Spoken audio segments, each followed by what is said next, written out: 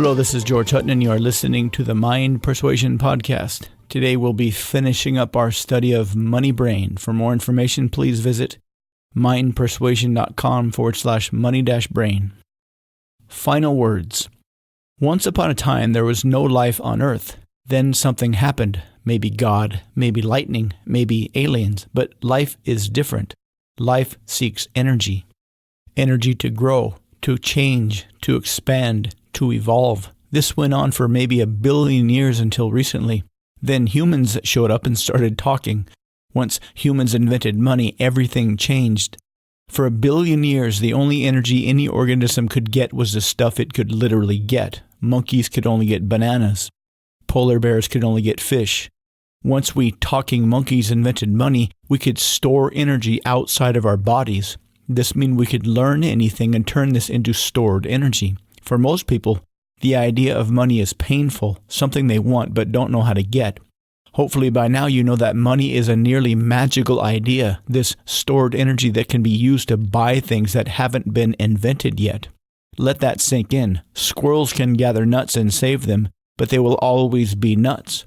Humans can do work, save money, and keep that saved money to buy things in the future, things that don't yet exist that nobody will be able to predict. Many people struggle with the meaning of life. We suggest a very simple one that can easily be misinterpreted, but one that is more profound than anything. Your purpose in life is to make more money.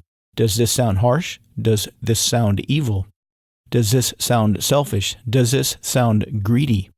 If you only made money by making things that other people voluntarily paid for, what does this mean? This means that your life's purpose is to learn skills so you can use those skills to build products and services or help build products and services that other people want more than the money they buy them with. Another way to put this is by understanding that every time we humans make a voluntary purchase, we become happier. We get something we value more than we gave. So, a life's purpose of making money is the same as saying you want to make people happier. Many people say this, but unless they are voluntarily paying you for your efforts, they're just pretending. Consider the idea of making people happy but not getting paid is not really making people happy. Anybody will take something if it's free. You aren't making anybody better off by giving away free stuff. You know you are making people happier when they take your stuff, give you money in exchange, look you in the eye and say thank you, and they mean it. Do the money appreciation exercise until this feels true on an emotional level. People love to buy stuff. People love to sell stuff. Making and selling things to each other is our collective human purpose. Heaven and hell. Here's a metaphor to help understand. Once there was a priest who didn't quite believe in heaven or hell, so he asked God for proof. First, God showed him hell. There was a big room and a giant pot of delicious-smelling food in the middle, yet nobody was eating. Everybody had really long spoons. They could reach the pot in the middle, but the spoons were too long to reach their mouths. They all sat around the pot angry and hungry. Then God took the priest to heaven. The situation was exactly the same, only everybody was happy, talking and laughing and having a good time. They had learned the secret: dip their spoons in the spot and then feed somebody across the room. Then eventually somebody would do the same for them.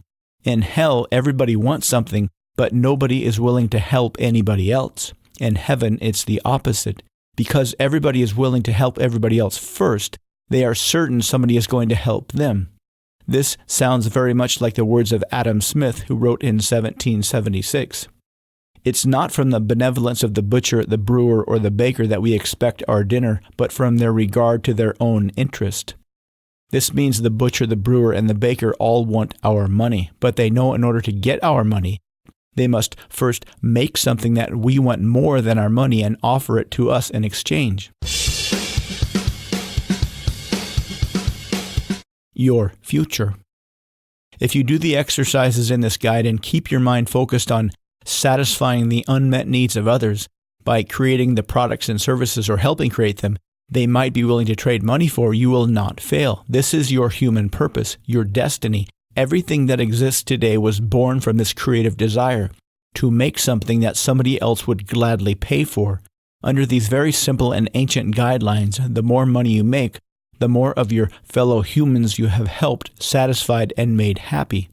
There is no other goal as worthy as desiring as much money as you can possibly earn. Daily habit. If this is your first time listening through this podcast, congratulations. Many people buy self-development guides and courses but never finish them. In that regard, you are already far ahead, but you are only now just getting started. Start slowly and increase slower. The first thing you might consider is to do some daily journaling. At first, only write down a few money-related thoughts at the end of the day, only to build a money habit into your daily schedule. Saving cash. As soon as you can, create a hidden cash stash, $1 a week or more. This can be the seed that grows into $1 million or more in your future. Re-listen or reread often. Re-listen to this podcast or reread the guide as often as you need to get more perspective and get a different viewpoint. Every time you re-listen to this along your money journey, you will pick up new ideas, new insights, and find new things to do.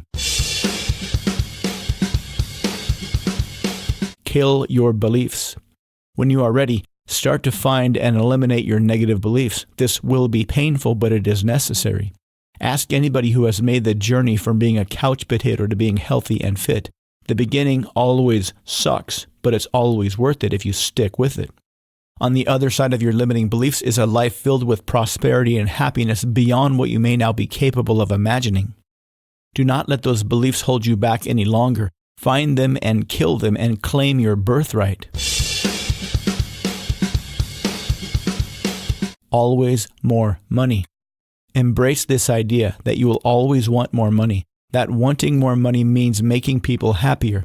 It means creating new ideas that will serve humanity. It means striving to improve your skills and knowledge so that you can better serve your fellow human. To embrace your desire for more money means to embrace your full potential. Your potential, as is your ability to earn more money, is unlimited. But it absolutely demands your full participation. Get started right now and never stop. I'm George Hutton. Thank you for listening to the Mind Persuasion Podcast. For more information, please visit mindpersuasion.com/money-brain. I look forward to speaking with you again soon.